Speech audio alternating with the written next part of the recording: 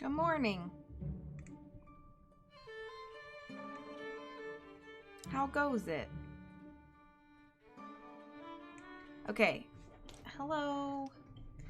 Happy Saturday. Happy Saturday. I hope you're doing well. Thank you for being here. Tara, sorry that Twitch Mobile is being pooped for you. Hello.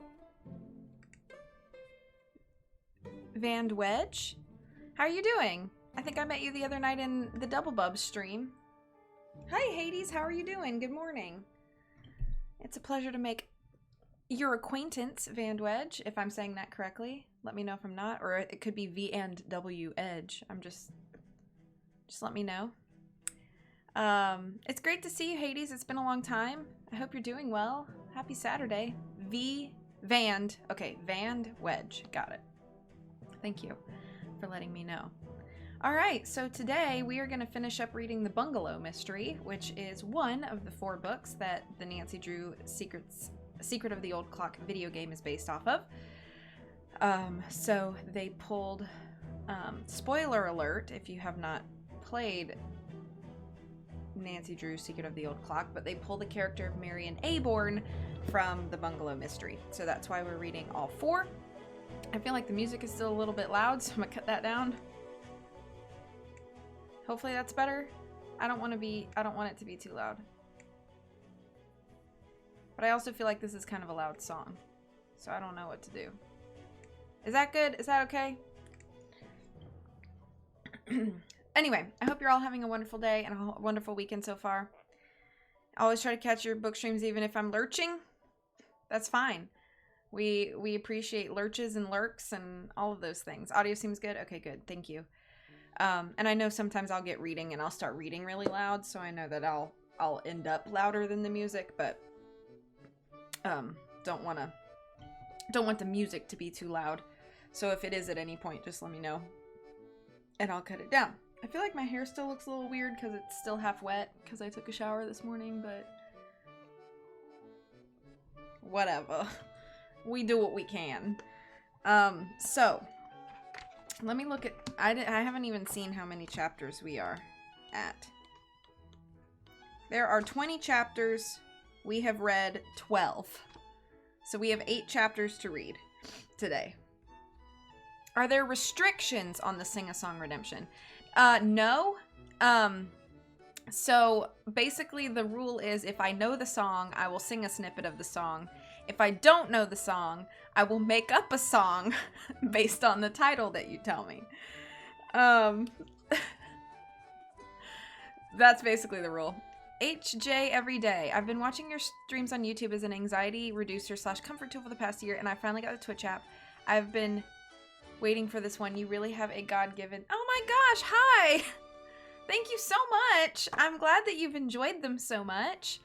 I'm glad to have you live. It's a pleasure to make your acquaintance. I thank you very much. I do it because I love it and it's fun and I like to share that fun with you guys. So the fact that you've been watching them on YouTube is a big encouragement. So thank you so much. I hope you're having a good Saturday so far, and that your weekend's going well.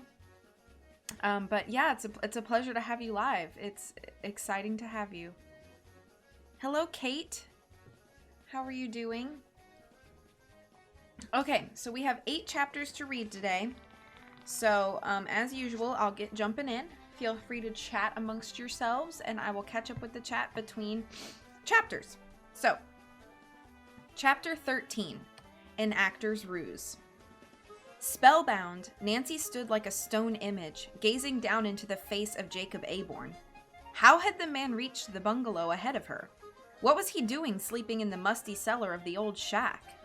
As these thoughts flashed through Nancy's mind, the beam of her flashlight flickered again. Then it went out, leaving her in total darkness. Sheer panic took possession of the girl detective. Something very strange was going on. She must not be caught in a trap. Turning, she gave a low cry and stumbled up the stairway and toward the window through which she had entered. Her flight was abruptly checked as she banged one foot on something metallic that moved ahead of her. In a second, she smelled kerosene. A lantern, she decided.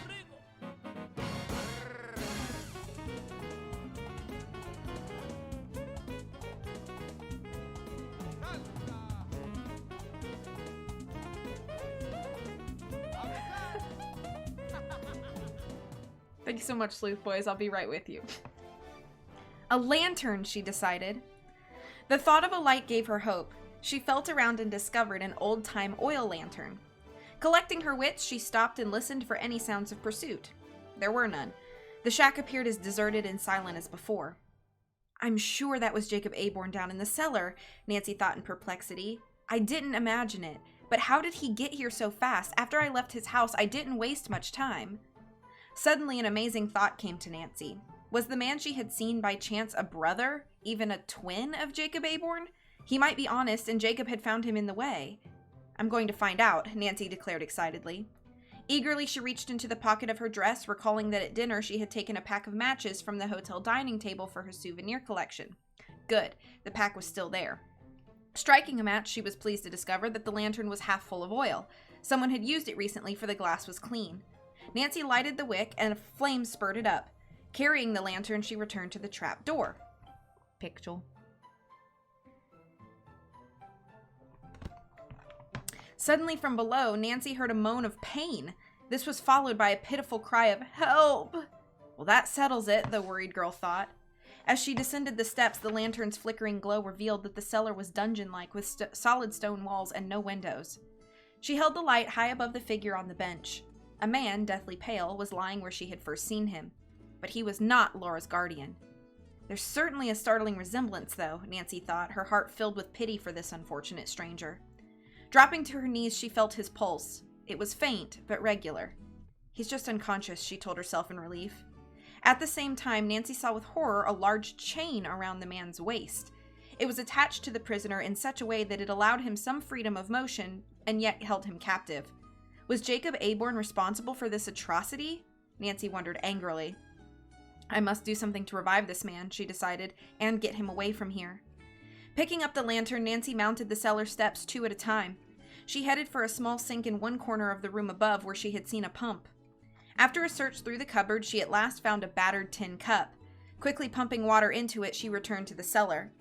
Nancy wet her handkerchief and applied it gently to the prisoner's forehead. Then she sprinkled a little of the water on his face and chafed his wrists. The man stirred slightly and moaned. As she gazed anxiously into his face, Nancy wondered how she could have mistaken him for Jacob Aborn. Although the two men were of the same age and had similar facial characteristics, the prisoner was gaunt and thin. His features, contrary to Mr. Aborn's, were gentle and relaxed. Now Nancy saw that the man was slowly regaining consciousness. As his eyes fluttered open, he cried, "Help," feebly, then stared into Nancy's face amazed. "Help has come," Nancy said quietly. The man attempted to raise himself into a sitting position with Nancy's aid. "Didn't think help would ever come," he murmured. Then he saw the cup in Nancy's hand and asked for water. Nancy steadied the cup while he drank. Finally, the man leaned against the wall. "That's the first water I've had in 24 hours, he said more clearly. The young sleuth was horrified. She introduced herself, then said, "Who are you? And who did this terrible thing to you?" A bitter expression passed over the prisoner's face. "I'm Jacob Aborn," he said. "A crook by the name of Stumpy Dowd took over my house, imprisoned me here, and somehow or another arranged for my new ward, Laura Pendleton, to come to my home earlier than she was expected. Yesterday he told me he had the girl's inheritance in his possession and showed bonds to prove it." "You're Jacob Aborn?" Nancy repeated as the prisoner, exhausted by these words, leaned against the wall. Quickly, Nancy's mind flashed back to everything that had happened since she had met Laura. The puzzling questions that had bothered her about the girl's guardian now became clear. Most of all, it was a relief to know that the person to whom Marie Pendleton had entrusted her daughter's care was not a criminal. Equally important, Nancy realized that Stephen Dowd, alias Stumpy, used his talent as an actor and skill with makeup to fool other people, and then probably swindled them. The young sleuth wondered if there was a tie-in between Laura's inheritance and the Monroe National Bank thefts of stocks and bonds. She must find out from Jacob Aborn, but the police should be notified immediately, as well as her father. Aloud, Nancy said, "I want to hear the whole story of what has happened to you, Mr. Aborn, but first..." Briefly, she told of having met the man who had impersonated him and of seeing Laura at Twin Lakes. Nancy was about to add that Laura was now at her home when Mr. Aborn said, "If Stumpy caught you here once today, we'd better get you out right now." He told Nancy that Dowd kept the key to the padlock on his chains on a hook near the stairway. "Well, that's a lucky break," said Nancy. She snatched the lantern from the floor and started toward the stairs. "Please hurry," Mr. Aborn said faintly. "Stumpy Dowd is a dangerous criminal. He boasted to me that he and his accomplices have victimized several people besides Laura." Nancy anxiously moved the lantern up and down, illuminating the dingy walls. Just above her head to the left, she finally saw the hook with a key dangling from it. "I have it," she exclaimed triumphantly. As Nancy hurried back to Mr. Aborn's side, she speculated on how the Dowds had found out about Mr. Aborn, his wife, and Laura. "I'll have you free in a minute, Mr. Aborn," Nancy said as she stooped over the bench. While she worked on the rusty lock, Nancy asked if he had known the Dowds previously. "Yes," he replied. "Mrs. Dowd was hired by my wife as a maid to come when we arrived. Soon after I reached the house, her husband came. He grew quite loud and abusive, and when I objected, he knocked me unconscious. When I came to, I was chained in this cellar." "How dreadful!" Nancy exclaimed. "But where is your wife?" she asked. "She had to go to Florida unexpectedly. Her mother, who lives there, had an emergency operation. Marion went down to be with her, and I moved into our new home." Mr. Aborn sighed. "Of course, I haven't heard a word from her since I've been tied up here." "You'll be able to find out about her now," Nancy assured him. "Do you know how many people are working with Stumpy Dowd?" "One or two others besides his wife, I believe. Stumpy Dowd is secretive about some things, although he boasted a lot. I did hear him mention the name Fred, but I don't know who he is." When the padlock finally snapped open, Nancy's spirits soared. Now the suitcase of securities that Stumpy Dowd had packed could be retrieved.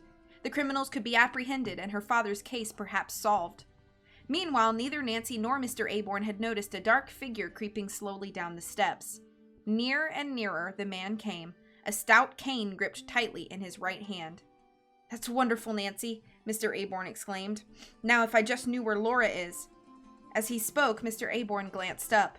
A look of horror froze his face. "Look out, Nancy!" he shouted. End of chapter 13. Let me catch up on the chat. Oh my gosh, Sleuth Boys, thank you so much for subbing again. I appreciate y'all. Whether you're Jack or Jason this morning, I appreciate you either way. Thank you so much. Sleeping in the musty cellar. Is this a clue? I've been playing the games for years and have been reading the books since I was in 2nd grade. I love the Nancy community. Awesome! Well, the Nancy community loves you. So thank you for being here. Thank you for shouting out the Sleuth Boys. They are wonderful streamers. If you do like Nancy Drew, go follow the Sleuth Boys. They don't play just Nancy Drew, but they do play a lot of point-and-click adventure games. But they have been working through the Nancy Drew series. They were going in order, but they did skip a chunk because they're having technical difficulties. So the last game they just finished was Legend of the Crystal Skull. So I believe they'll be doing the Phantom of Venice as their next Nancy Drew game. But hilarious, freaking hilarious guys. Always a good time. Always feel welcome there. So go follow them if you like Nancy Drew. You think Jacob did it? Yeah, I think so too. Sweet chain. Fashion, bruh. Bucket of water to the face is a winner. Stumpy. Yeah, Indy continuing with great criminal names like Fingers Malone and Stumpy. What's his name? Stumpy Dowd. Oh, Jack and Jason are both here. Good morning to you both. Stumpy is the good guy and Jacob did it. That's the red herring. Thank you for the claps. What is folks' favorite version of Nancy Drew? Mine is Emma Roberts. I like the 70s show, like the Nancy Drew Hardy Boys 70s show. So probably Pamela, what's her name? Is probably my favorite Nancy. But let's be honest, we watched that show for the Hardy Boys. Thank you. Oh, I'm not too nice to you. I have to be nice to you in my channel because when you're streaming, I'm just mean to y'all. So I have to balance it by being nice to you here so that I can be mean to you later. You know, everything in moderation, right?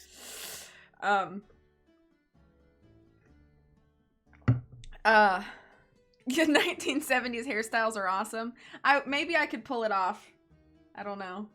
I feel like there'd be a lot of work involved. I don't like doing a lot of work when it comes to my hair. All right, I hope you guys are having a good morning with your coffee or your tea or your OJ and your breakfast. Well, it's kind of late. It's almost lunchtime, but anyway, I guess depending on where you are. For me, it's almost lunchtime, but I'm also East Coast, so. But I hope that you guys are having a great morning so far. She is nice when live on her channel to make people believe she's nice. Shh. It's 8 a.m. Oh, yeah, that's true. That's true. So I hope you're having a good morning. During the pandemic, we all have had 1970s hairstyles. Perhaps.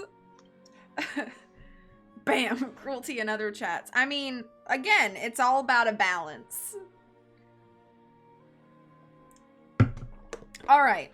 Shall we move on? I actually need to blow my nose like a gross person, so I'll be right back.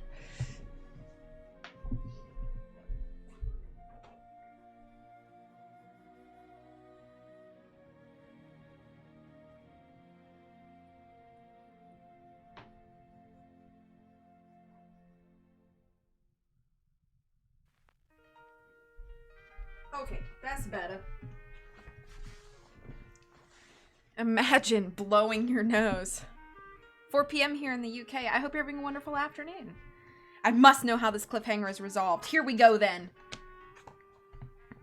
With chapter 14, A Desperate Situation. The warning came too late. Before Nancy could turn, the end of the cane crashed down on her head. With a low moan of pain, she sagged to the floor and lay still. How long she remained unconscious, the young sleuth did not know. When at last she opened her eyes, Nancy found herself stretched out on the cold floor of the cellar. Bewildered, it was a full minute before she could account for the splitting pain in her head. Then with a shudder, the young sleuth remembered what had happened. She'd been struck down from behind. Who was her assailant? Nancy became aware that someone was standing over her, but objects whirled before her eyes and she could not distinguish the face. Then gradually her vision cleared. She saw Stumpy Dowd gazing down upon her, a satisfied leer on his face. "Well, Miss Drew," he said mockingly, "we meet again. You've gotten in my way once too often." As Nancy started to speak, Dowd reached down. Catching Nancy by an arm, he jerked her roughly to her feet. Nancy was so weak she nearly fell over. Nevertheless, with a show of spirit, she said, "You'll regret this, I promise you." "Let the girl go," Jacob Aborn pleaded from the other side of the room. Do anything you like to me, but set her free. Nancy saw that he was again padlocked. Stumpy Dowd glared at his other prisoner. It's quite impossible for me to release either of you, he said calmly. You see, you both know too much. Nancy was aware that resistance would be useless. Right now she did not have the strength to make a break for the stairs. But as the criminal began to unwind a long rope, Nancy realized that unless she thought of something, the situation would be desperate. There was no way to escape. As Stumpy began to bind Nancy's feet together, he said sarcastically, Mr. Aborn will enjoy having company, and you two have so much to talk about. An idea suddenly came to Nancy. She remembered that a detective who had called on her father a few months before had told her how it was possible to hold one's hands while being bound so as to slip the bonds later. He'd given a demonstration. If I can only remember the correct position, Nancy prayed fervently. When Dowd began to bind Nancy's wrists, she tried to follow the detective's instructions. As the ropes cut into her flesh, it seemed to Nancy that she must have made a mistake. Certainly there was little space between her wrists and the bonds. And now, just to make sure you won't get away, Stumpy muttered with a sneer. He took the end of the rope and ran it through a ring in the wall, knotting the rope fast. I guess that'll hold you for a while and teach you not to meddle in affairs that are none of your business, the man added. Nancy Drew had never been so angry in her life, but she realized that any argument she might give would only provoke the man to further torture. So she set her jaw firmly and kept still. You'll pay for this, Dowd, Jacob Aborn spoke up in a quavering voice. When you get free, Stumpy Dowd taunted. Well, that's a laugh. Why, you fool, how do you propose to get help? If it hadn't been for this meddlesome Drew girl, only the rats would have known you were here. Nancy could not help but remark quietly, the police will catch you in the end. I doubt it, Dowd said with confidence. I've covered my trail thoroughly. I've made plans to leave the country, and I'd like to see the police or anyone else catch me. He turned to Laura's guardian. First, of course, we'll have to get the jewels away from Laura. How do you propose to do that? Nancy asked quickly, when you don't know where she is. Stumpy Dowd laughed. Well, that's what you think. Laura's at your home in River Heights, Nancy Drew. As Nancy blinked, a look of horror came into Mr. Aborn's eyes. Nancy knew he was wondering why she had not mentioned Laura's being at her home. Also, he realized that his last hope of keeping Laura's whereabouts unknown was gone. Nancy, too, was worried. What did Stumpy plan to do? Right now, he looked pleased at his prisoner's reactions.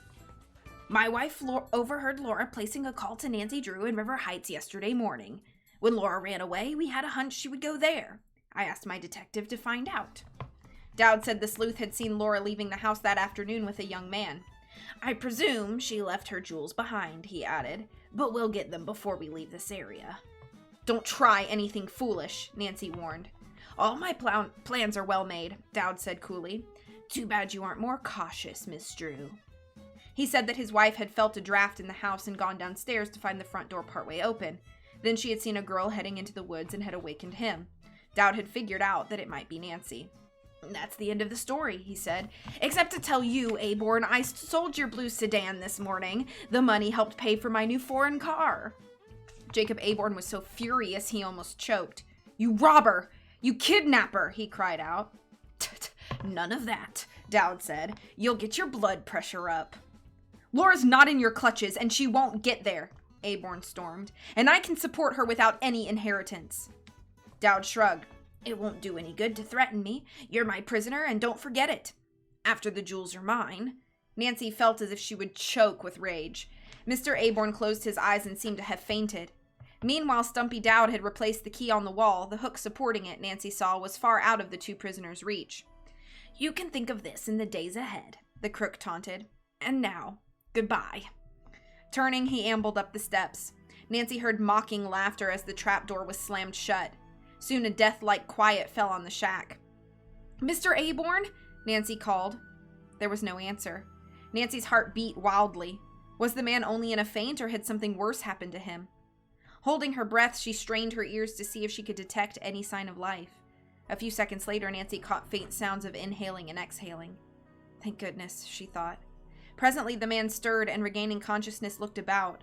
Seeing Nancy, he exclaimed, Now I remember. We were so near freedom. Yes, we were, Mr. Aborn, and we may get out of here yet. I'm trying to slip this rope off my wrists. In the meantime, I want to tell you why I didn't mention that Laura is at my home. I was about to do so when you urged that we leave the shack as fast as possible. I see, and I forgive you, said Mr. Aborn. Never having met you, Dowd's announcement gave me a momentary feeling of distrust in you, but that's gone now. Then would you mind telling me about Laura's mother and the estate she left? Nancy requested as she worked to free her hands. I'll be glad to.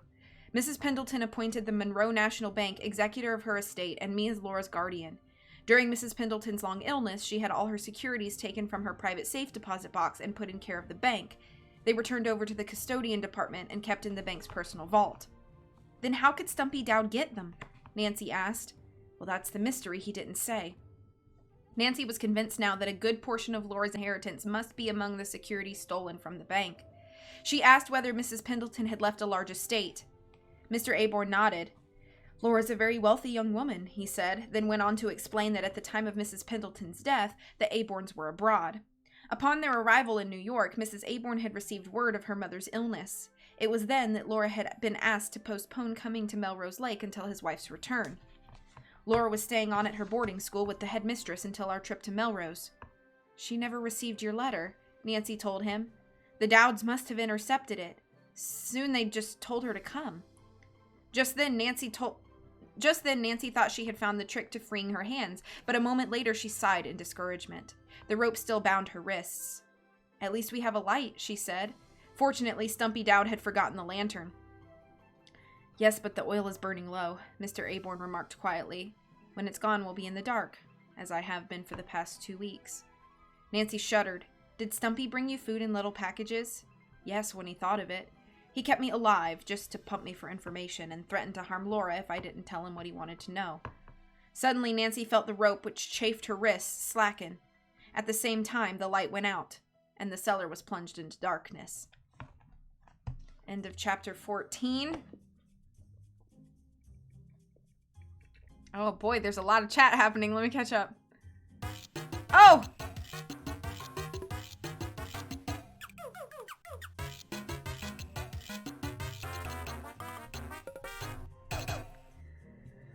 Wow, this is violent. It was violent. Monologue because they like listening to their own sexy voices.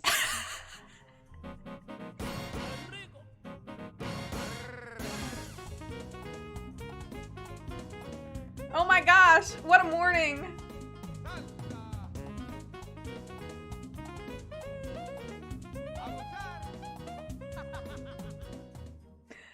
It is violent.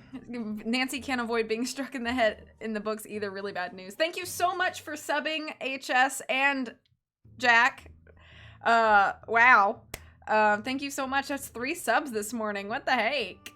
I appreciate it so much.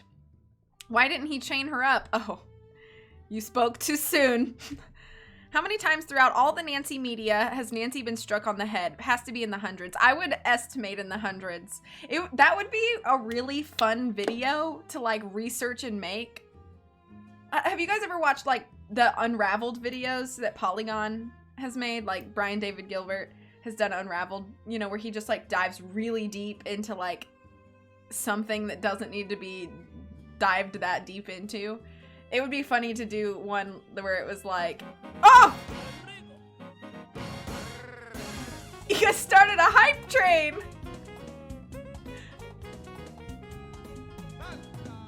Oh my gosh! What the heck? That would be I was just gonna say, that would be a fun video to make, is to see how many times Nancy's been struck in the head. All a misunderstanding. Stumpy's the good guy. Go Stumpy, the true hero.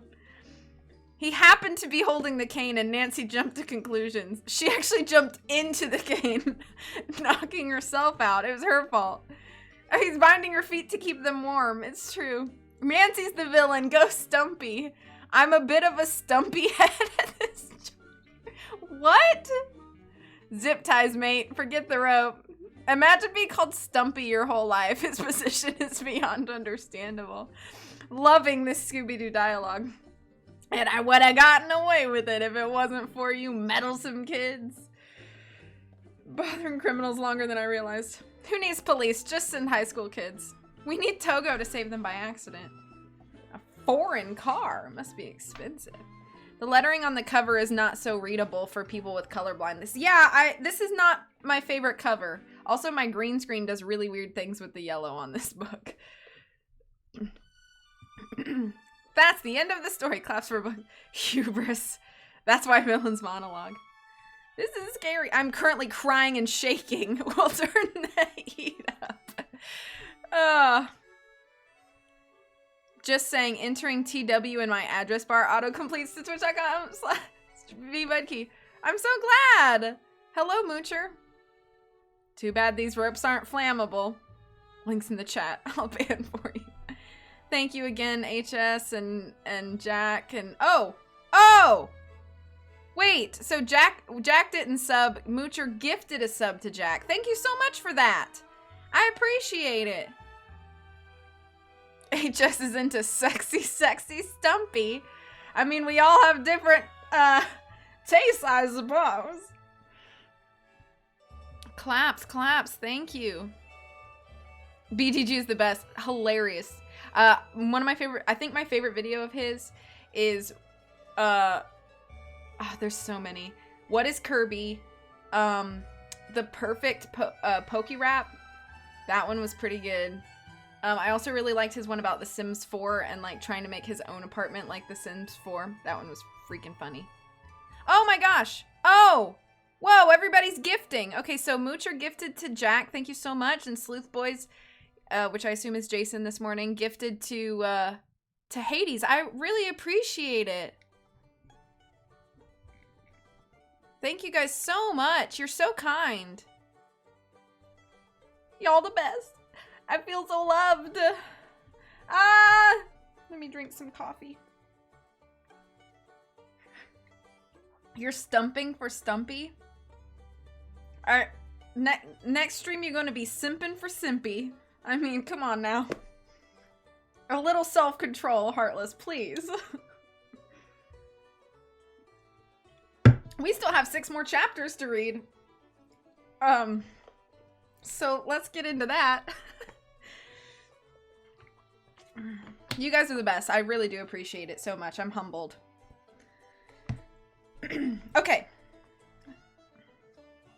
6 more chapters equals 5 more cliffhangers. I got nervous because the chat message said I donated 11 subs. It did? Gifting 1 tier 1. Oh, thank you for gifting a 1-1 subscriptions. Why does my bot do that? Maybe it means tier 1. Like you gifted 1 tier 1 subscription. Maybe I can clarify my bot's message a little bit better. Yeah. You're like, oh, there's my money. Gone. Okay, anyway. Welcome back, Moocher. And we're gonna go into chapter 15. Plans for rescue. Back in River Heights, meanwhile, Hannah Gruen had spent a restless and worried evening, expecting to hear Nancy's convertible pull into the driveway at any moment. Moreover, Mr. Drew had failed to call at the appointed hour, and Hannah had no knowledge of how to contact the lawyer. At 10:30, when the front doorbell rang, the housekeeper limped hurriedly to answer it. Instantly, she felt a sense of keen disappointment. "Oh, hello, Laura," she said, and turned to greet Don Cameron. "Did you have a good time at the barbecue?" "It was wonderful," Laura exclaimed happily as she and Don entered the house. "Certainly was fun," Don agreed. "Too bad Nancy wasn't with us. Where is she, Mrs. Gruen?" At these words, tears welled up in Hannah's eyes. She told of not hearing from either Nancy or Mr. Drew that evening. "I'm so upset," she said. "What will we do, call the police?" "Probably Nancy decided to stay overnight at the Beach Cliff Hotel," Laura said at once. "Have you called there to find out?" "No, because Nancy always calls when she changes her plans." Don, greatly concerned, went at once to the telephone. Impatiently, the young man waited for a response to his ring. The hotel telephone operator answered. When Don asked for Nancy Drew, the girl said, "Just a moment." It was nearly 5 minutes before she told him, "We're unable to reach your party. Miss Drew is not in the hotel." "Then she didn't check out earlier this evening?" Don inquired. "No, Miss Drew is still registered."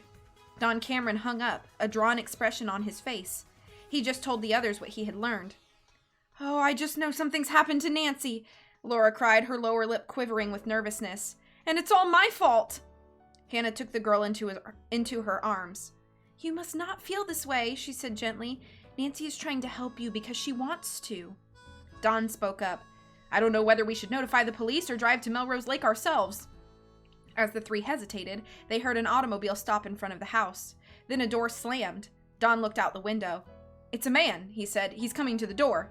Dawn opened the door to Carson Drew, who came inside immediately. He greeted Hannah and Dawn. Then after being introduced to Laura Pendleton and bidding her welcome to his home, the lawyer asked, Where's Nancy, upstairs? When told that his daughter had not returned from her investigation at Melrose Lake, the lawyer was gravely concerned. I don't like the sound of this at all, he said. I had no idea that Nancy was planning to sleuth in Mr. Aborn's home at night. She mentioned something about wanting to pay another visit to a mysterious shack in the woods, Mr. Drew, Hannah volunteered, but I don't know where it's located. Carson Drew's anxiety deepened. It would be just like Nancy to follow up on a good clue, he said, particularly if she thinks there's something odd about the shack. She never gives up until she figures out the solution to whatever the problem is. Despite his worry, Nancy's father uttered these words proudly. He had often admired the initiative his daughter displayed when she was trying to unravel a mystery. I think you're on the right track, Mr. Drew, Don Cameron said thoughtfully. Since Nancy hasn't returned to the hotel, there are 3 possibilities. She's had car trouble, something's happened to her in the woods, or the Aborns have discovered Nancy prowling about their house, Laura put in fearfully. And if that's the case, there's no telling what they may do to her. The girl quickly mentioned a few of the things which had happened to her in her brief stay at the Aborns. I'll leave for Melrose Lake immediately, Mr. Drew announced. If I don't find Nancy in a very short time, I'm going to notify the police that she's missing. The others begged Mr. Drew to let them accompany him. The lawyer thought it best for Hannah to remain at home in case Nancy should call. But I'll be glad to have you accompany me, Laura and Dawn, he added. Dawn hurried to the telephone to notify his parents of the plan while Laura went for a coat. Then they went outside and got into Mr. Drew's car. Be sure to call me as soon as you found out something, Hannah called. Don't worry, we will. Nancy's father was a skillful driver, and right now he was intent upon reaching the lake as soon as possible. He could barely restrain himself from breaking the speed limits. This is one time I wish I had a helicopter, he told the 2 young people.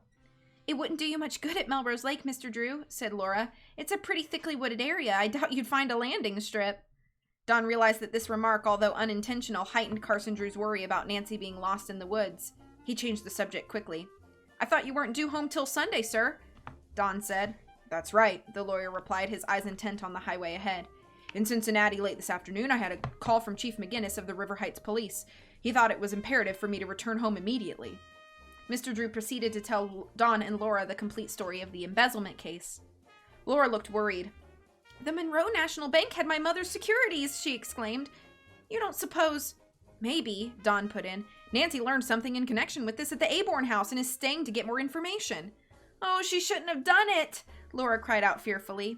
Now, there may not be anything to your theory, Mr. Drew remarked. Don't borrow trouble. Dawn patted Laura's shoulder. Sure, we have enough worries as it is. Mr. Drew, you were telling us why you came back early.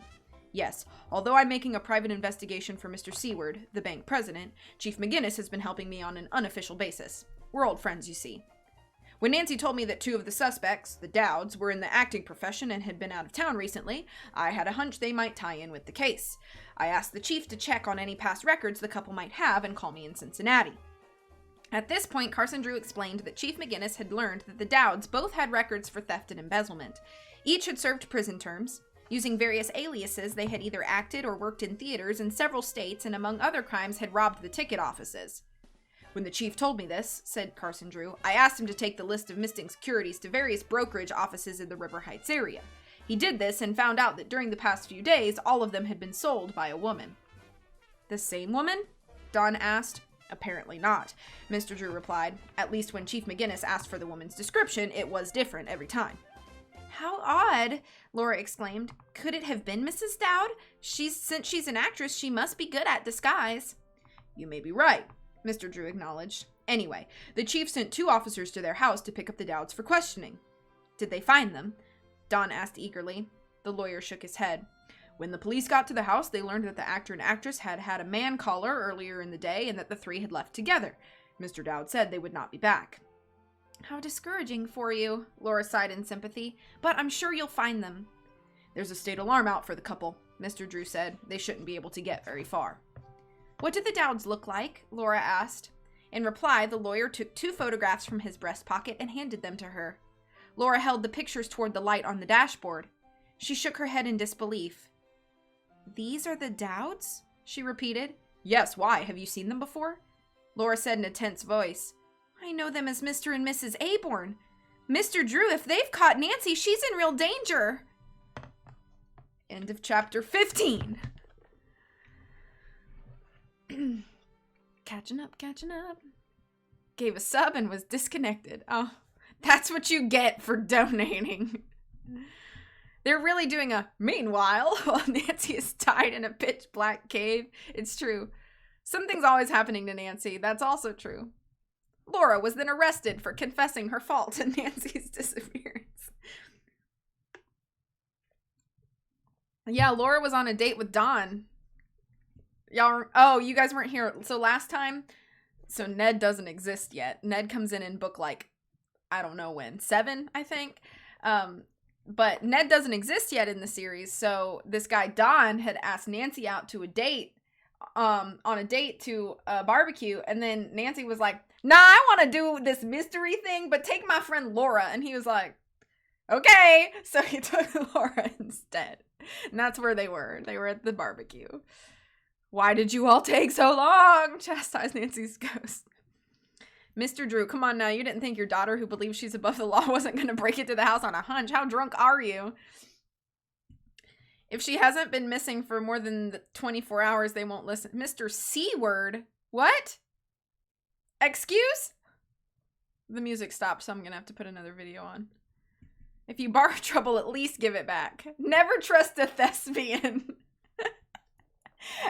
Actors, am I right?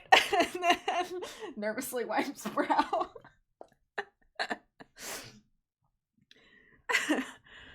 That was kind of a cliffhanger, but plot-wise the same as the previous one. I assumed Ned was in book 1. I think Ned is introduced in book 7, which is the mysterious letter. I'm gonna look at my shelf. Nancy's mysterious letter. Yeah, I think that's the book he's introduced in. Thank you for the claps. All right, let me put on another Nancy Drew music mix. This one is called the Dark Study Playlist. Starting out with some Blackmore music, though, so that's pretty solid. All right. Shall we continue? 5 more chapters to go. Chapter 16, A Speedy Getaway. Unaware that help was coming, Nancy worked feverishly to slip her hands out of the ropes in the dark cellar of the shack. How are you doing? Jacob Aborn asked her. The bonds are becoming looser, Nancy replied. Suddenly, she recalled Hannah's promise to send the police to the Aborns' home if she had not returned at a reasonable hour. When she told the imprisoned man about this, it seemed to give him courage. However, to herself, Nancy said, by that time the criminals will have escaped. They may even prevent Hannah from carrying out her plan, and both Laura and Hannah may be harmed. As if to offset this alarming possibility, the ropes around Nancy's hands suddenly pulled free. I did it, she exclaimed, and Mr. Aborn sprang from his bench crying, we'll be able to escape. Nancy did not respond, for she was working grimly at the ropes which bound her feet. If I could only see, she muttered. Then she remembered the packet of matches in her skirt pocket. She took it out and lighted a match which she stuck in a crack in the wall. As the light burned, she worked to untie the knots that bound her ankles. Several more matches were used before she was free. Miss Drew, you're the most ingenious girl I've ever met, Mr. Aborn said admiringly. I wish I could think that fast.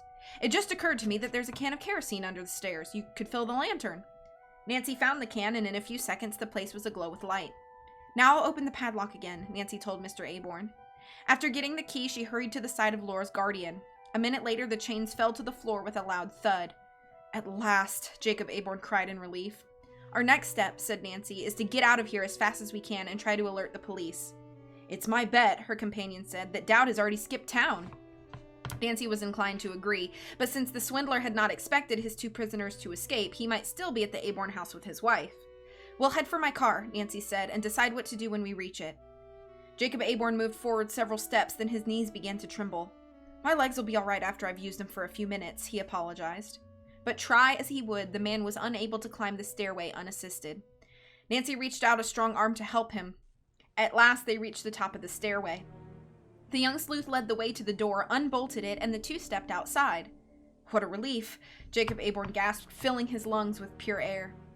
In the east, the moon had risen over the woods and the sky was peppered with stars. The route among the trees would be easy to find in the clear night. Yet Nancy glanced uneasily at her companion, wondering if he would be able to walk to the car. As if reading her thoughts, Aborn said, "I'm fine now, let's go." Nancy offered her arm again, and at a slow pace they walked across the clearing and entered the woods. They had gone but a short way when Mr. Aborn sunk down on a log, breathing heavily. "You go on without me, Nancy," he said in a voice shaky with fatigue. "I can't do it." "Just rest here for a moment," Nancy said encouragingly, unwilling to leave the man. Shortly, Mr. Aborn felt he could continue. Leaning heavily on Nancy, he moved forward, refusing to pause again even for a brief rest. "You're a very kind girl to help me," he said hoarsely. Nancy replied modestly, "I'm so glad I found you. Think of what it means to Laura to have her real guardian found. I know she'll be happy living with you and your wife." At the mention of his wife's name, Mr. Aborn said he was grateful she had gone away before the Dowds invaded their home. She might have been made a prisoner too, he declared. Presently, with a feeling of relief, Nancy caught sight of her convertible standing among the bushes where she had left it. After she had helped Mr. Aborn into the front seat, Nancy took her place behind the steering wheel. "Now we'll drive to the nearest police station," she announced. "You direct me." She inserted her key and tried the starter. To Nancy's surprise, the motor did not turn over. "Well, that's funny," she said and tried again. Nothing happened. Next, Nancy glanced at the fuel gauge. It registered half full. "I wonder if your battery's dead," Mr. Aborn said in a faint voice. "I think not," Nancy replied as she reached into the glove compartment and took out an extra flashlight she kept there for emergencies. She got out of the car, lifted the hood, and flashed her light inside. She had taken a course in automobile mechanics and knew the possible sources of trouble. "Oh." "I see what the trouble is," Nancy called. "The distributor has been uncapped and the rotor's missing. This is sabotage. Without this necessary part, the car could not start. I'm sure that Mr. Dowd is the saboteur," she added angrily. Mr. Aborn sighed resignedly. "Stumpy Dowd leaves no stones unturned," he said in a tired voice. "Just in case we might escape, he wanted to make certain we'd have no transportation. I'm afraid, Nancy, that we'll have to go to the main highway for help." As Mr. Aborn spoke, Nancy heard a car motor not far away. Eagerly, she looked to the right and left, but saw no approaching headlights. "Quick, duck down," Mr. Aborn whispered, and Nancy crouched in the bushes alongside her car. A dark foreign sports car emerged from the Eagle Rock Lane, then made a left-hand turn in the direction of Twin Lakes. "It's the Dowds making a getaway," Mr. Aborn said. "We're too late." Nancy was alarmed by this turn of events. She wondered why Stumpy Dowd was not heading toward River Heights. Had he given up the idea of going to the Drews' residence and forcing Laura Pendleton to give him the jewels, or was he taking an alternate route there? "Oh dear, I wish there were a telephone nearby," Nancy moaned. She told Mr. Aborn that his had been disconnected. Jacob Aborn spoke up. "Nancy, I'm sure that Dowd and his wife have left my house for good. I think the best plan is for us to go there." "Yes," Nancy agreed. "After you're safely inside, I'll go for help." "I can't let you do that," Jacob Aborn protested. "Few cars come along this road at night. You'll have an extremely long walk before you reach the main highway." Silently, Nancy agreed, but she also noted that the man's strength was almost spent. She helped him from the car, and the two slowly approached the lane that led to Mr. Aborn's house. "Oh, if I could only get my hands on that scoundrel," the man muttered. The thought gave him new strength, and he moved forward again. Cautiously, the two crept toward the house, approaching it from the rear. "We'd better make certain no one's here," Nancy whispered. As they drew near the back door, she saw that it stood ajar, as though someone had left hurriedly without taking time to shut it. With Jacob Aborn close behind her, Nancy stepped cautiously into the kitchen. There was profound silence. The place appeared deserted. Crossing the room on tiptoe, Nancy and Mr. Aborn walked toward the living room. He clicked on a light. Everything was in disorder. A chair had been overturned and papers were scattered about. "The Dowds certainly made a thorough search," Nancy remarked. Just then, Mr. Aborn's eyes fell upon the wall safe which stood open. With a cry of alarm, he tottered across the room to look inside. Everything had been taken out. Mr. Aborn groaned. He told Nancy that a sizable sum of his own money had been in the safe, along with shares of negotiable stock. Stumpy Dowd had forced him to tell the safe's combination on threat of harming Laura. Mr. Aborn, white as starch, sank into a nearby chair and buried his head into his hands. Nearly all my securities were in there, he said. One quick glance at him told Nancy that the man was on the verge of a complete collapse. She could not leave him alone, yet how could she go get help without doing so? A second later, she and Mr. Aborn were startled to hear a car driving up the lane. Were the Dowds returning? Had the couple merely gone out for a while? Or had they forgotten something in their hasty flight? Nancy's next thought was far worse than either of these. Had Stumpy Dowd somehow learned that his 2 prisoners had escaped? End of chapter 16. Okay, let's see. Catching up. Any hashtag Team Henrys in here? I'm not a Team Henry. I have nothing against Henry, but I'm not a Henry stan. I am a Thanos stan, though. Can't wait till you guys play game 31! I mean, it'll be a while, obviously, but Thanos. Whew! The Nancy Drew rap mix. Like a bullet from a gun. She arrives on the scene. A young detective who doesn't know the meaning of fear. When she's hot on the case, no time to waste when you're face to face with the evil that is lurking, but you just can't see it. Persist, persevere, and your problems will disappear. When you're in a bind and you don't know what to do, get down with the Drew crew. I could keep going, but you get the picture. You're the most ingenious girl I've ever met, and I've met like 3 and been locked in a cellar for over a week. I'm Team Henry all the way. He hates me, but I love him. He's just playing hard to get. You can get him to love you, I believe. Yes, Henry Bolle. You and your wife, at the mention of his wife's name, wife. It's an excuse for Mr. Aborn to cuddle up to Nancy. Henry deserves better than Summer. Just give Jeremy Summer. Dark foreign sports car. The Stewmobile. The Stewmobile? Violent rage, giving someone strength to move forward. Inspiring. Scoundrel is such a good word. Thank you. Good morning, Britt.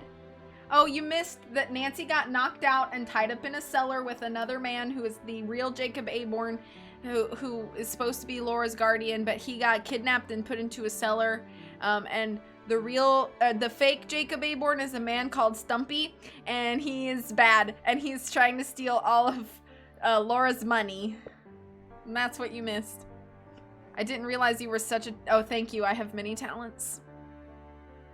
One of them is to do the Nancy Drew rap. That is an official Her Interactive song, by the way, if you haven't heard it. Look it up. It's really weird if you haven't heard it, but it's also kind of a jam.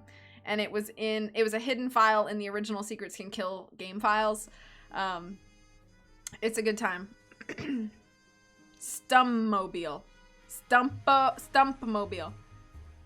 Yeah, also Heartless Shroom was stumping for Stumpy. Thank you for shouting out, Britt and HS. Stumpy is Fingers Malone after a fortunate accident with a knife. That's my canon. And his alias is Count Olaf. Wow, we're getting all over the place here. I can also do the entire Hamilton show for you if you really want me to rap some more.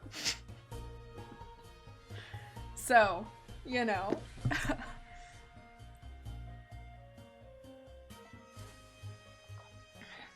You did miss a lot, but hopefully that was a good recap. So, now Nancy and the real Jacob Aborn are trying to find out what happened.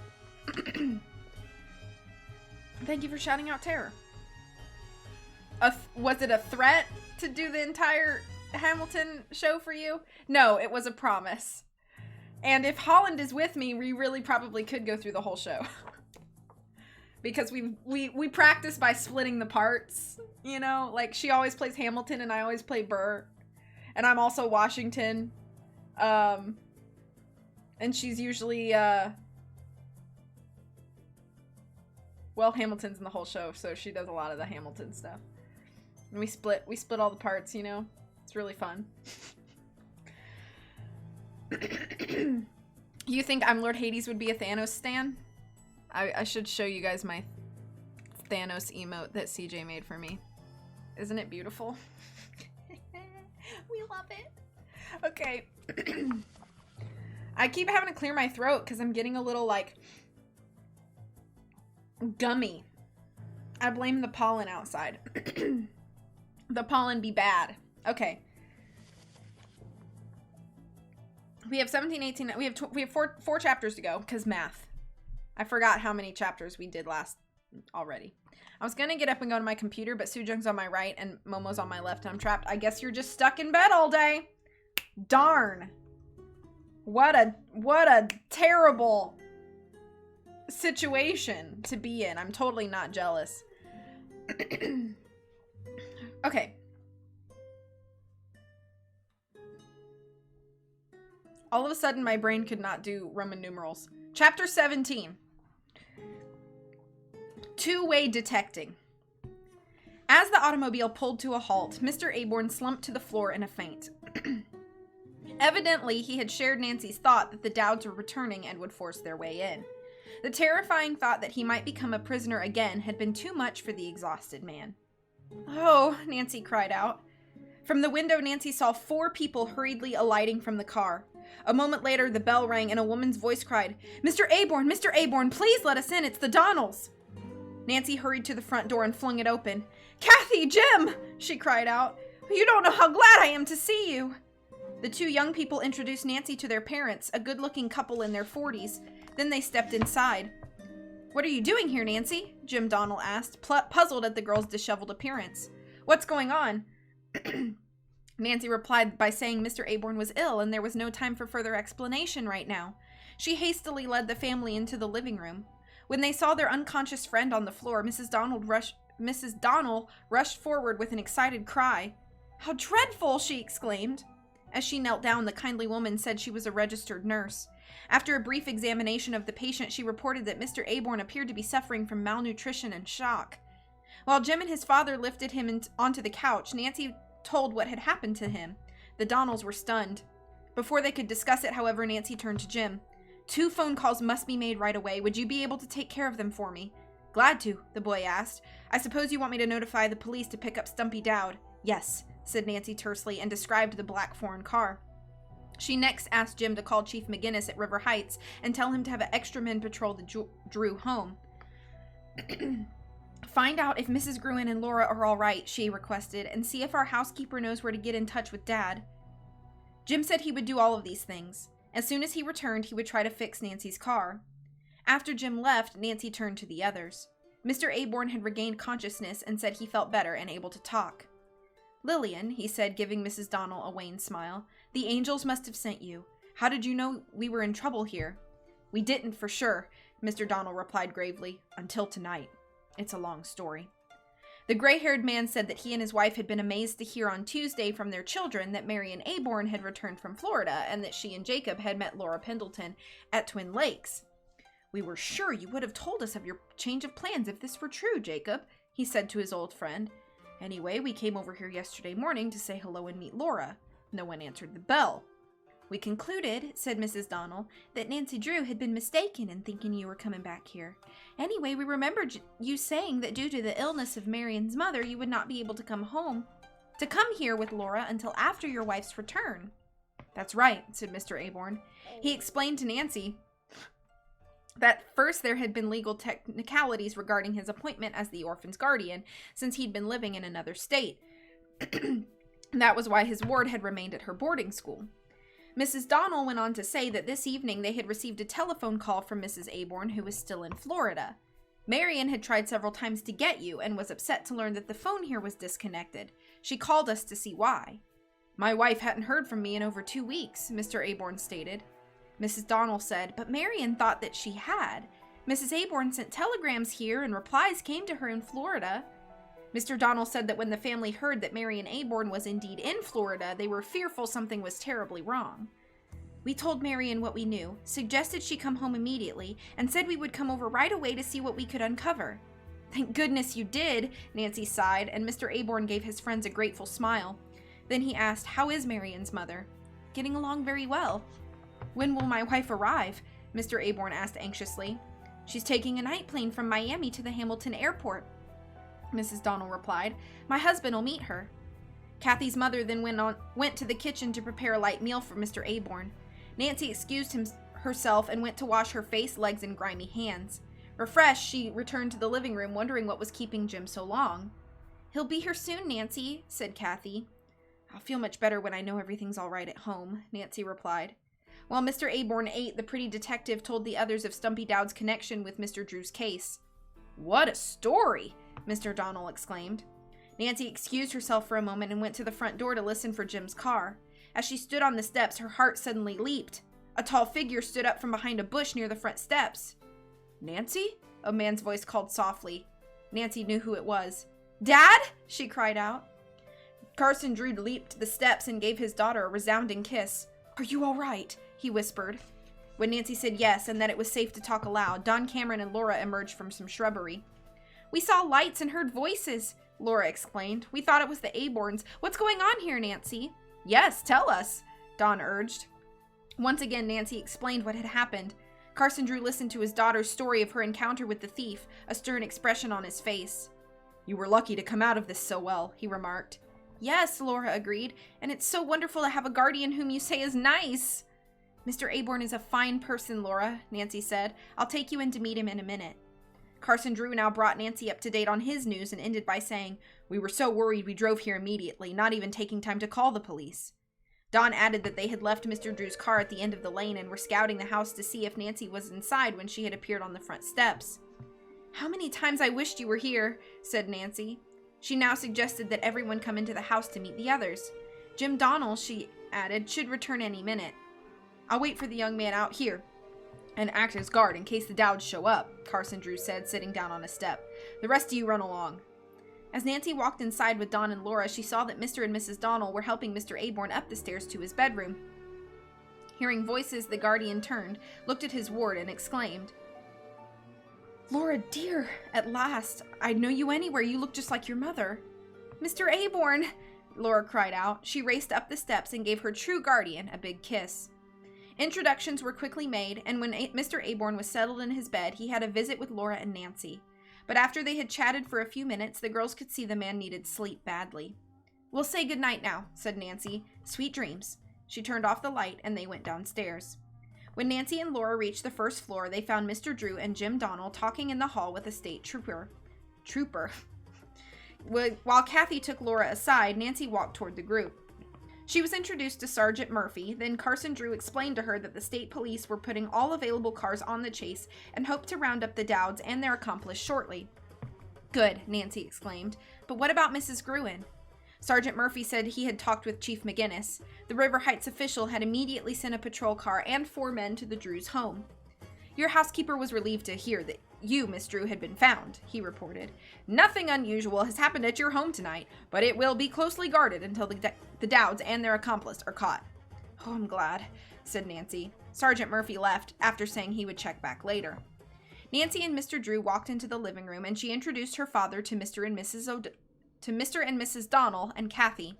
After a few minutes of excited conversation, the young sleuth said, "Dad, I have a hunch that the man Fred, whom Stumpy Dowd mentioned, is someone employed at the Monroe National Bank. Tell me, was Mrs. Pendleton's name ever mentioned in connection with the missing securities?" Mr. Drew shook his head. "No, Nancy, it wasn't." "Then," said Nancy, "I think we're going to find that Laura's bonds were never deposited in the bank's vault.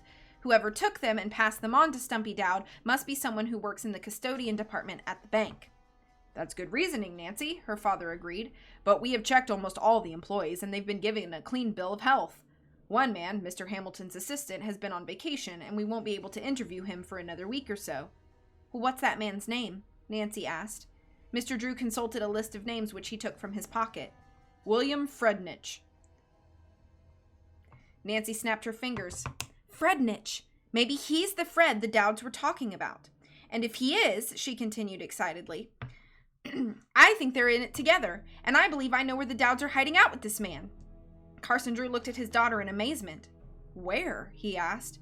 "Not far from here," Nancy said mysteriously. Then she jumped up from her chair. "Let's find out, Dad." End of chapter 17.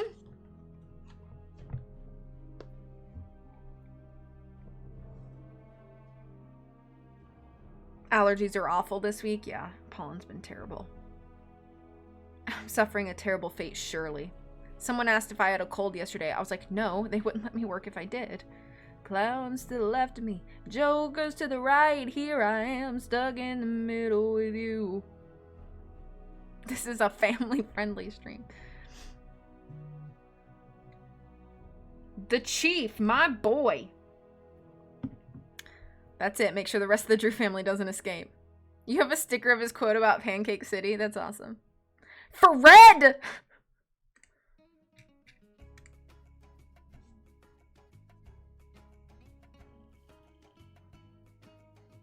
My favorite Nancy Drew song.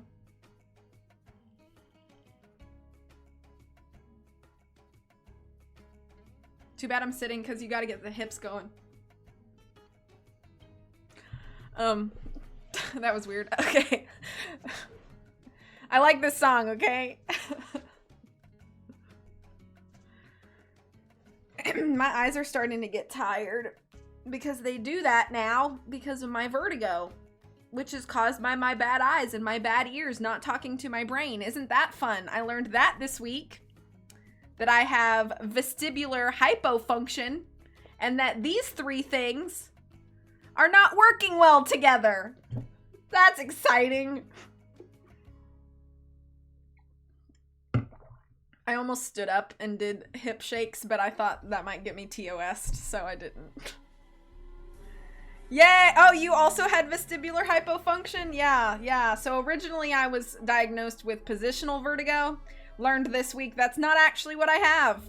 I have the worst type of vertigo that's harder to treat and involves more work. Yay. I have bilateral vestibular loss. I don't know.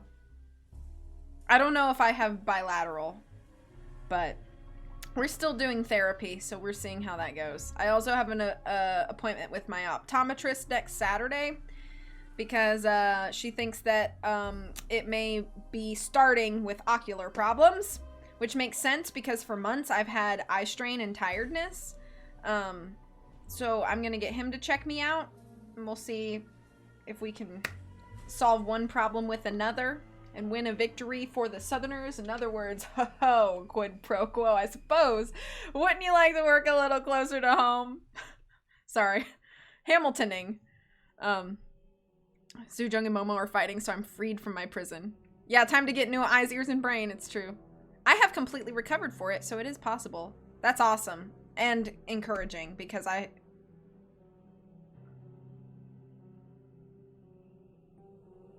What just happened? Am I still live? I think the power just flickered. No, that is not what I said. I was just quoting Hamilton. Have you tried family therapy and then let the ears work it out with the weight? Oh, what I was saying is that I was discouraged this week when I found out that I had like the more difficult vertigo to treat. But that's encouraging to know that you have fully recovered. You know, I hear that a lot too. Maybe the eyes feel like the ears are not listening and the ears feel the eyes aren't even seeing them. It's probably something like that for sure. I assume I'm still good and I'm still live. Please confirm for me before I move on to the last 3 chapters. Because I think everything just flickered. Like my light went out and I heard my, like our battery backup. Okay, thank you. Yeah, I was dropping frames for a second there, but I'm good now. But yeah, I think everything just flickered, but we have a battery backup for our internet router, and I heard it click, like activate, and then everything came back on, but my lamp went out and then back on, which is why I was like, all of a sudden. It's bad. It is bad weather here. It hasn't started raining yet, but it's very overcast and the wind is really bad. Okay, cool. Yeah, I'm pretty sure the storm that you are probably in right now, Britt, is moving this way. I would not be surprised since everything kind of moves eastwardly. But okay, if we are still good, then we are gonna continue on. Sorry for the vertigo talk in the middle of the read stream. I do have a battery backup for my internet. Oh, my mom just said going to the grocery store. Text requests.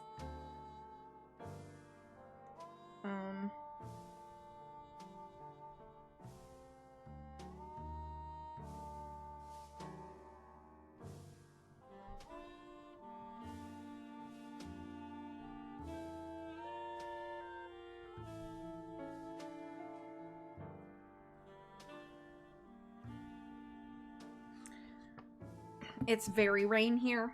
We'll send Snapchat. Sounds good. Cheese, yes. UPS. My stomach is growling, though. I'm getting hungry.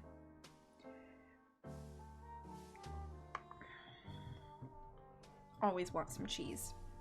Okay. Moving along. Chapter 18. Night Trail. Carson Drew, startled, looked at his daughter. Where do you think the Dowds and Fred are hiding, Nancy? In a bungalow on Twin Lakes, the one I told you we stayed in after Laura rescued us, she explained. My main reasons for thinking so are these. I saw a black foreign car come from there, and the place was well stocked with food. Fred may have been living there. Go on, this is interesting, the lawyer said. Nancy's hunch was that the thieves had first planned the bank theft, and then Dowds had rented the bungalow after an assumed name. Makes sense, Carson Drew nodded. Fred, Nancy continued, knew of Laura's large estate in jewelry and got the idea of having Stumpy Dowd impersonate Mr. Aborn.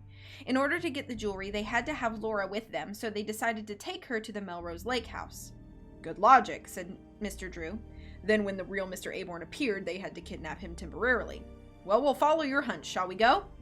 The others offered to go, but Mr. Drew thought that the Donnells should stay with Mr. Aborn and Laura. Please do, Nancy added. After all, my hunch could be wrong, and the Dowds may return here. We'll nab 'em if they do, Jim said determinedly. A few minutes later, Mr. Drew's car was on the detour again, heading for the Twin Lakes Road. When they reached it, there were no other cars in evidence. Well, that's odd, said Nancy, knowing that this was the only road which connected the two resorts. Oh, said Dawn, look. Mr. Drew had also seen a small red light a few hundred feet distant. He slowed up. Ahead was a gate obstruction across the highway. On it was a nailed sign which read, Road under construction. Travel at your own risk. This is great, Mr. Drew remarked unhappily. Maybe it won't be too bad, Nancy said. I came this way the other day, and I think I know all the turns. Why don't we try it, sir? Dawn spoke up. All right. Dawn got out of the car and moved the barrier enough so Mr. Drew could drive through.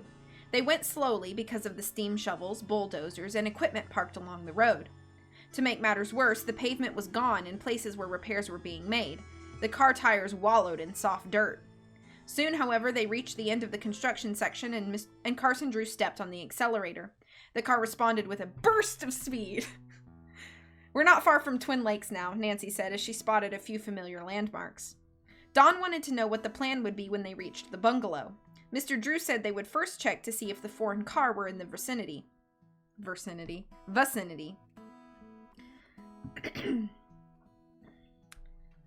Of course it will be hidden. Next, Nancy added, we'll have to make sure Fred and the Dowds are there and not some innocent people. But if Stumpy's there, we'll notify the police, right, Dad? Unless Dowd sees us first, he said grimly. Nancy said she hoped this would not happen. But I suppose they'll probably have someone acting as a lookout. As I understand it, Nancy, said her father, this bungalow is in an isolated spot. Yes, and there are a lot of trees around. Could anyone inside the house make a getaway by boat? Dawn asked.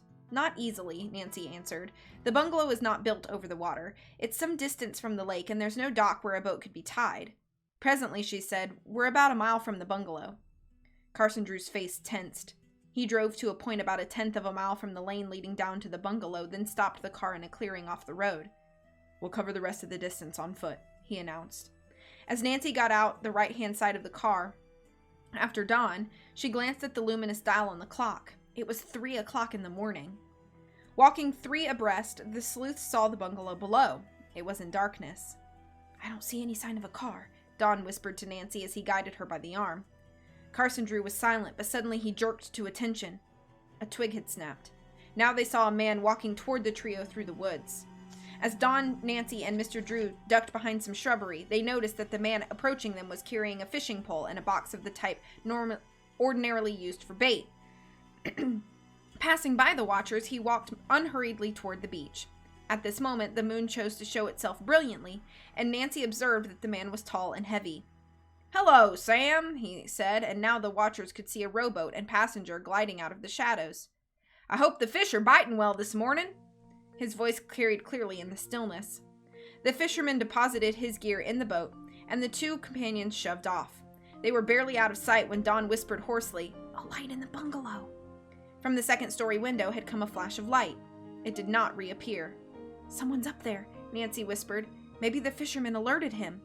"Let's circle the house," said Carson Drew, and suggested that he take the left half of the circle while Nancy and Dawn took the right. They would meet back at the same spot in a few minutes. "Be careful now," he warned the young people. "You too, Dad," Nancy said. The route Nancy and Dawn took led past the door into the first floor of the boathouse bungalow. Cautiously, they listened at the exit. There was no sound from within. They went on to the beach side. The two tiptoed among the shadows as far as the center of the rear of the building. Without incident.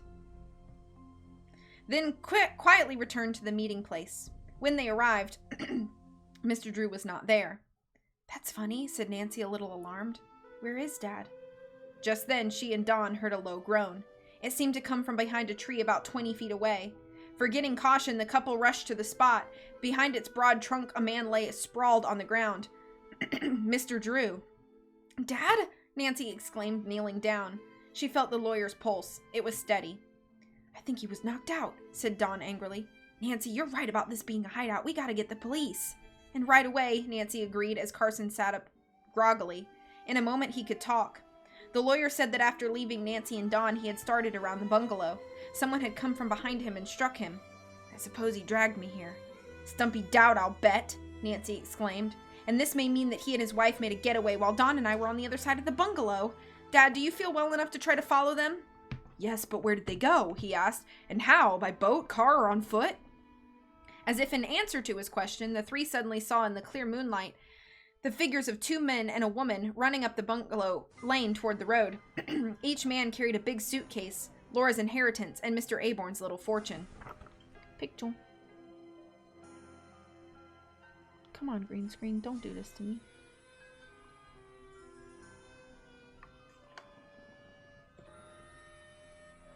Can't really see it, whatever. "After them!" Dawn cried. But Mr. Drew could not make it. He tottered unsteadily and leaned against the pine. "Go on," he said. "No," Nancy replied quickly. "Dawn, bring Dad's car here, will you?" As the boy started off, the trio heard the muffled backfire of an automobile coming from the direction of the woods across the main road. "Hurry, Dawn," Nancy urged. "They had a car hidden there." By the time Dawn returned, Carson Drew felt better. He suggested that Nancy drive, since she was more familiar with the road. When everyone was in the car with the lawyer in the rear seat, they took off. Upon reaching the road, the young sleuth turned right. "I think this is the direction the other car took," she said. "Anyway, it leads to Stamford, where I know there's a state police headquarters." The road became rough and was full of sharp turns. Nancy drove fast, but carefully, slowing at each curve. There was no sign of another car until Dawn suddenly cried out, "I think we're approaching a car!" Nancy peered forward intently. She saw nothing but the road ahead. "It's hidden now by that hill in front of us," Dawn told her. There was a long moment of suspense, then Nancy exclaimed, "I see it." "Do you think it's the Dowds?" Dawn asked. "It could be," Mr. Drew replied. As the car reached a smooth, straight piece of road, Nancy put it to a faster and faster pace. "We're gaining on them," Dawn said exuberantly. Little by little, the Drew sedan crept up on the car ahead. Soon its headlights spotlighted the rear of the other vehicle, a black foreign car. 3 figures were silhouetted inside it. At the same moment, Nancy caught sight of a huge black and white checkerboard sign at the side of the road. A bad curve ahead. With well-timed precision, Nancy eased up on her speed and gradually used her brake, knowing that abrupt pressure might cause a bad skid. "That other driver isn't paying any attention to the warning," Dawn exclaimed. The snake-like curve was only a few hundred feet ahead on a steep downgrade. The occupants of the Drew sedan held their breath. Would the others make the turn? There came a violent screech of brakes. "Oh no!" Nancy cried out in horror. As she and her companions watched, the foreign car shot off the edge of the road and plunged down a steep cliff. End of chapter 18, and my stomach is growling. Okay. 1 banana, 2 banana, 4 candles. No joke, I have 25 bananas. I eat at least 3 a day. I wish I liked bananas more. I love banana flavor, but this is gonna sound weird. I've said this before, but the consistency of banana makes me feel like I'm suffocating. What I mean by that is I feel like when I take a bite of banana, it feels like it's expanding in my mouth. And I'm like, I'm going to choke and die. I cannot breathe around a banana.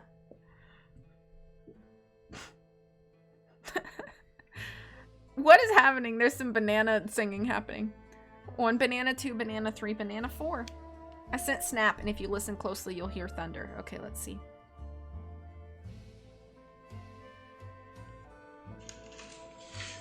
So I was gonna go outside and show you what the weather looked like, but then lightning just struck. So it's very rain. The rain slackened up a little bit, but the thunder is very loud. And it's still going. I think that's what I'm hearing. It kind of sounds like a train.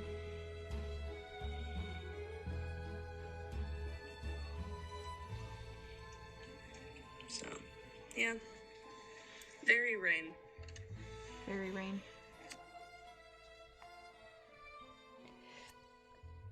Burst of speed. Changes stream title to magnifying glass and Stumpy Men. Ernie, why do you have a banana in your ear? It's to keep away elephants, but there is no... It works good. Nancy, Tokyo Drift! Thank you for the claps. Fast and Just Furious. Hello, I'm lurking while getting ready. Hello, lurking page. I do like banana bread. Why the heck am I gray? That happened to me the other day in the Double Bub stream. I came in and I was like, why is my name gray? But everybody was like, I see it as green. So I don't know. Maybe it's like a Twitch mobile thing because I think I was on mobile. Or iPad, which is technically still Twitch mobile. I have a giant cheese puff container. I do. Banana bread. I will always take some banana bread. Me love banana bread. I also love zucchini bread. Why is it so hot in my room right now?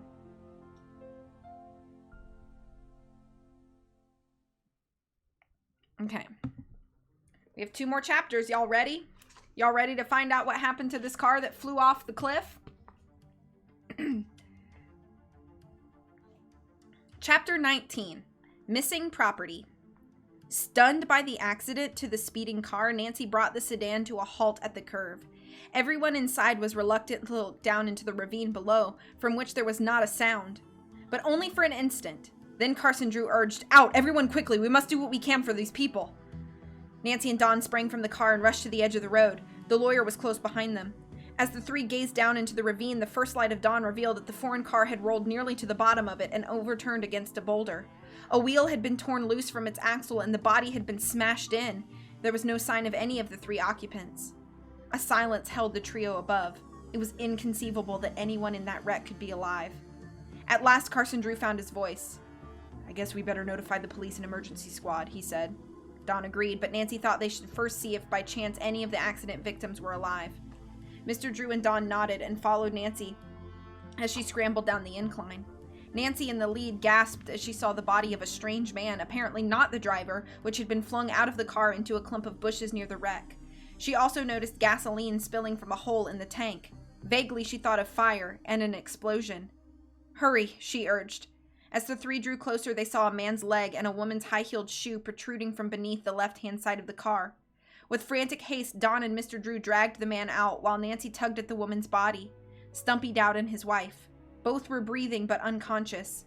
The victims, cut and badly bruised, were carried to a safe place on the grass. "Now let's see about the other man, Mr. Drew," urged Dawn. As they headed for the bushes where he lay, Nancy stared at the car. The suitcases, she thought. Laura's inheritance and Mr. Aborn's little fortune. I must get them out before they may be burned up. Crawling under the wreck, she began to grope about frantically. Her hand struck a suitcase and she dragged it out. At that instant, Nancy realized how hot the metal was. There might be spontaneous combustion at any second. She must work fast to save the second suitcase. It's the only way I can ever repay Laura for saving my life on Twin Lakes, Nancy thought. By feeling around, she found the bag and triumphantly brought it out, only to be jerked from the scene by Carson Drew and Dawn. "Nancy!" Carson Drew cried, white-faced and horror-stricken. Are you mad? Those suitcases aren't worth your life! There was a sudden explosion. Then flames enveloped the car and the dry grass in the immediate vicinity began to burn. Don Cameron shuddered but looked at Nancy, admiration showing in his eyes. You're the most courageous girl I've ever met, he said slowly. Nancy, you might have been killed. As she herself realized what a narrow escape she had had, Nancy breathed a prayer of thanksgiving. She was shaken and silent as the men threw dirt on the flames to keep them from spreading. When they finished, Don told Nancy that he and Mr. Drew thought that the third man would be all right, although the stranger as well as the Dowds were injured, perhaps seriously. Now I suppose we get the three of them to a hospital as fast as we can, he said. At that moment, they all heard the low whine of an ambulance siren. This was followed by the police siren. Nancy, Mr. Drew, and Don looked at one another hopefully. Do you suppose, Nancy began. She was right. Help had come. A moment later, police and emergency squad cars stopped at the top of the ravine. 4 officers, 2 stretcher bearers, and an intern clad in white hurried down to the group. Thank goodness, said Mr. Drew. Introductions were quickly made, then he asked, How did you know about the accident? An officer, Lieutenant Gill, told him that a farmer living not far away had seen the speeding car go off the road and notified headquarters. When we heard it was a black foreign car, we were suspicious immediately, he said. Can you identify these people as the Dowds? From pictures, yes, said Mr. Drew, and briefly told the whole story of the Dowd affair up to the present moment. And I can testify that they were impersonating the Aborns, Nancy added. Anybody know who the other man is? Lieutenant Gill inquired. I believe, Mr. Drew replied, that he's William Frednich, assistant to the president of the River Heights branch of the Monroe National Bank. He's suspected of removing certain securities from the bank. During this conversation, the intern had been examining the accident victims and the attendants had laid them on stretchers. The doctor reported that the victims had been given first aid and had revived. They would be in good shape after a short stay in the hospital. They'll get a nice long rest after that, said Lieutenant Gill, in the state pen. I shan't try to question them now. As the prisoners were carried up to the ambulance with the others following, Lieutenant Gill explained to the Dowds how Nancy had saved them from being burned in the wreckage. I don't believe it, said Stumpy ungratefully. His wife was more gracious. Thanks, Miss Drew. And I want to tell you, I'm tired of this whole business. You're only a kid, but you've really taught me a lesson. Nancy did not answer. She found herself choking up and tears came into her eyes. As the ambulance moved away, Nancy quickly brushing her moist eyes dry with the backs of her hands turned toward the east. She observed that a beautiful sunrise was beginning to flood the sky with brilliant color. Don yawned. What do you say we head for home? He suggested. Otherwise, I'll never be able to make my sister's wedding this evening. Oh dear, Nancy exclaimed. I forgot all about that. Please, forgive us for keeping you up all night. Don grinned. I wouldn't have missed this excitement for anything. I suggest, said Mr. Drew, we go back to Nancy's hotel and the Drews will get some sleep. Don, you take my car and return to River Heights. Later, Nancy and I will take a taxi and pick up her convertible at the Aborns. Thank you, sir. I'll do that. While the three had been talking, Lieutenant Gill had been wedging open one of the 2 locked suitcases which Nancy had taken from the wrecked car.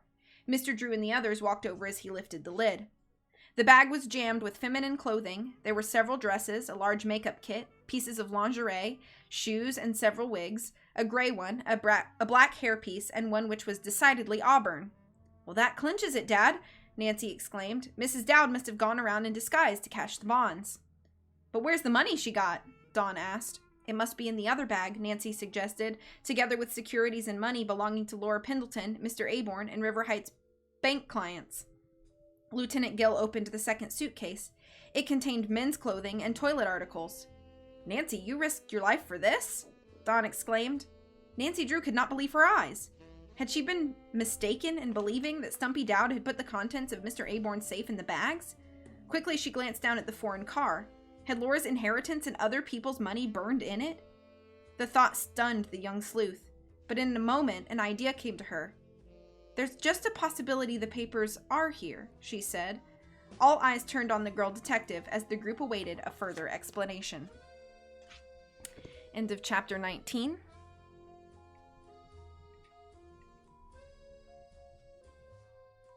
I do not have zucchinis. I only have bananas. That's okay.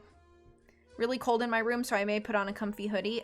Comfy hoodies in a rainy day are like the most cozy. You know what I mean? Because you're on fire? I am? Oh no! I do not feel any pain. There goes their no claims bonus. Oh yeah, I do that a lot. Nancy on almost dying. As Dawn backs away and starts dating the heiress Laura.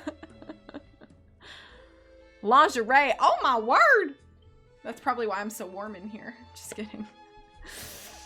Claps for chapter 19. Thank you for the claps. We have one more chapter to go, boys and girls. Oh, my stomach is growling. And then I'm going to eat.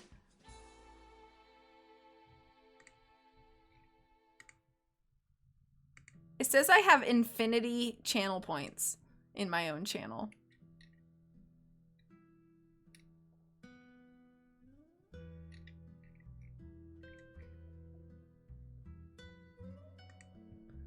Okay. I can redeem so many Sing This songs. I do anyway. Oh, okay, I'm getting hungry, so let's do this. Y'all ready to finish this book up?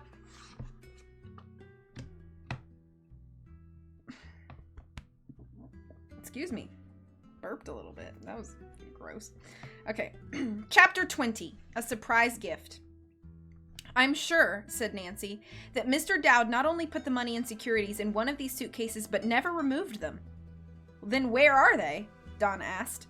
Nancy smiled. These bags may have false bottoms. Lieutenant Gill said, why, of course, I should have thought of that. Kneeling down, he soon found that Nancy was right. The bottom of each bag opened up, disclosing packages of $1,000 bills and securities. Good thinking, Nancy, said Dawn admiringly. You're a whiz of a detective, all right. It took Mr. Drew and the officers several minutes to count the large sum of money and make a rough estimate of the value of the stocks and bonds.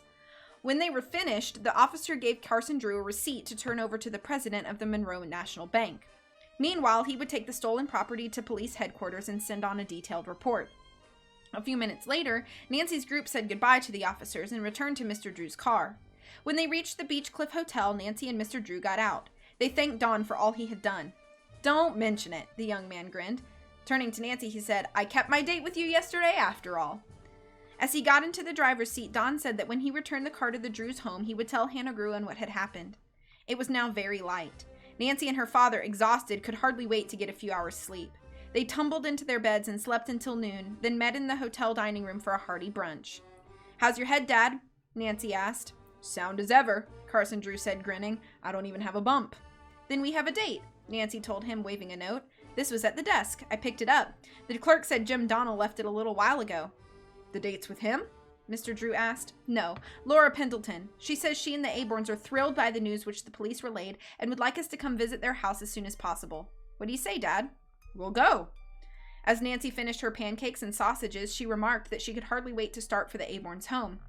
I wonder if the Dowds have confessed everything and what Mr. Frednich had to say. In my opinion, it's an open and shut case, the lawyer replied.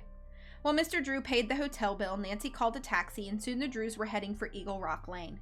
Reaching it, they got out of the cab and the lawyer paid the driver. Nancy slid in behind the steering wheel of her convertible as Mr. Drew got in on the other side.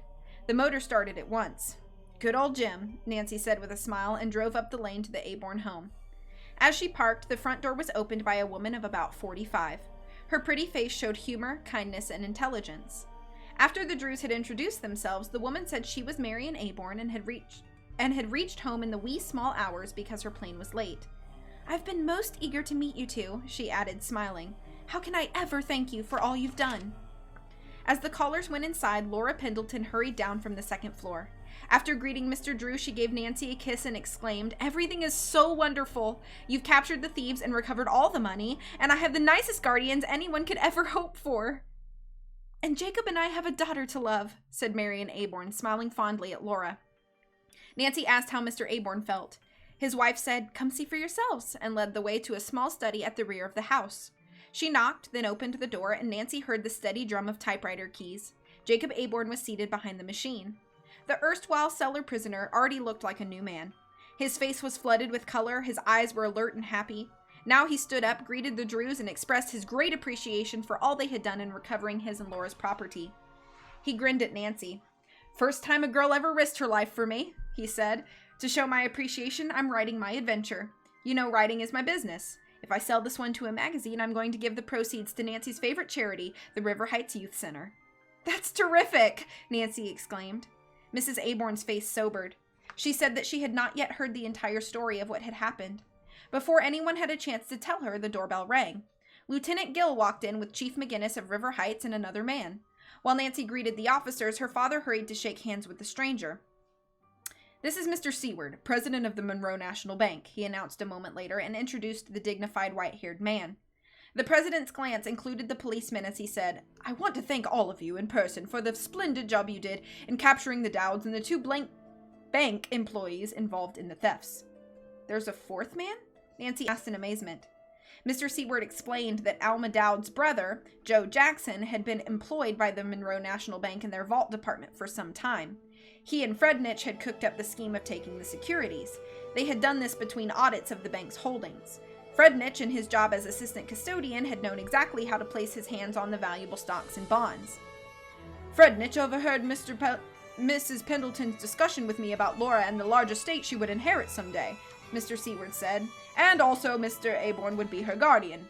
When Frednich learned that Laura Pendleton had a valuable jewelry collection, he instantly thought of a swindle scheme. Frednich had chanced to meet Mr. Aborn one time while vacationing at Melrose Lake. He'd been amazed by the strong resemblance between Aborn and Stumpy Dowd, whom Alma's brother had introduced to Frednich. He asked Dowd to impersonate Mr. Aborn and to move up the date when Laura would come to the guardian's home. He even deposited some securities with the bank in Stumpy's name, so there would be no question of Dowd's having anything to do with the thefts." "Where's Joe Jackson now?" Nancy asked. Chief McGinnis said he would answer this question. "We caught him cruising by the Drews' home. When we stopped the car, he tried to escape. After the whole story broke, we got a confession from him. He was going to burglarize your home, Nancy, to find the jewels." "There's one thing I don't understand," said Mrs. Aborn. "Why did the Dowds rent the bungalow when they had helped themselves to this house?" Nancy grinned. "I'm sure I know," she said. "Dowd was smart enough not to want either Frednich or Jackson to stay here, just in case anyone from the bank traced the thefts to them before Dowd could make a getaway. So he had Alma Dowd rent the bungalow and convinced Frednich that it was a good hideout." After Mr. Aborn and Laura had signed statements for the police, the officers and Mr. Seward left. Nancy suddenly felt a sense of loneliness and realized it was because her work on the case was at an end. Would another mystery come her way to solve, she wondered? And it did. In less than a week, Nancy was facing up to the challenge of the mystery at Lilac Inn. Nancy and her father now said goodbye to the family at Eagle Rock. As Nancy gave Laura a farewell hug, she asked, "When will you come to get your jewelry?" Laura consulted her guardian, who said the next day would be convenient for them to drive to River Heights. "Will 3 o'clock be all right?" "Yes, indeed." The following afternoon, Laura Pendleton and the Aborns arrived promptly. After iced tea and some of Hannah's delicious open-faced sandwiches, Laura whispered to Mr. Drew that she would love to get her jewelry from the safe. Excusing himself, Nancy's father left the room and returned in a few minutes with the package, which he handed to Laura. Nancy, meanwhile, was listening to Jacob Aborn's surprising news that he had finished his story and was sending it to a leading magazine. "Wonderful," said Nancy. As she said this, she looked up to see Laura standing before her. In the girl's hand was the beautiful aquamarine ring Nancy had admired earlier in the week. "I'd like you to wear this," Laura said shyly, "as a reminder that our friendship began on the water." Quickly, she slipped the ring on the third finger of Nancy's right hand. The pretty detective gave an exclamation of delight and admired the gift for a long moment. Then she showed it to the others. At last, she turned to Laura and said with genuine sincerity, "This ring is priceless, and I'll always treasure it as a reminder of you, although no one can place a value on a true friendship like ours." Seeing tears in Laura's eyes, Nancy added quickly with a grin, "Even if we had to be shipwrecked to get an introduction." End of chapter 20 and end of book!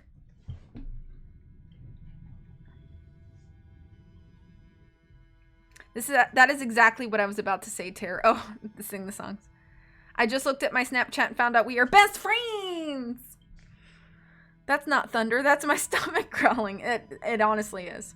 Pancakes and sausages sounds delish. Hi, Coco. How's it going? Stonks and bonks. How's your Saturday going? How are you all today? I'm doing pretty good. I'm super hungry, though. Yay, no homework.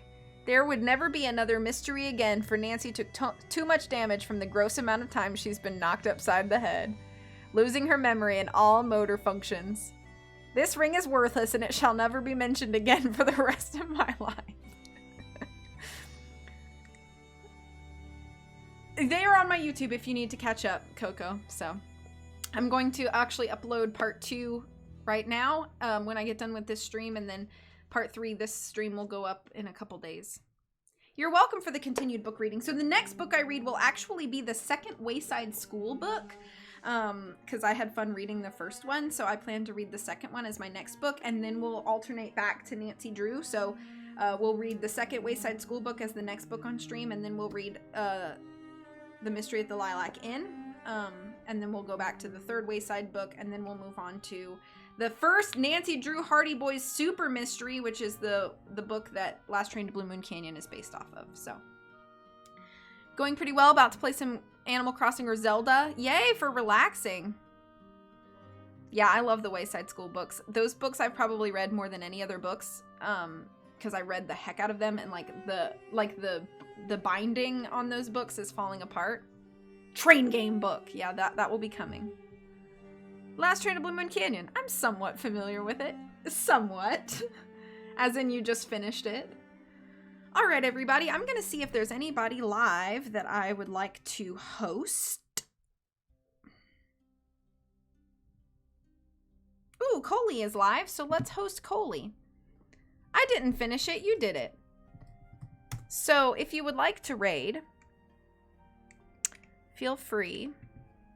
Let me pull everything up.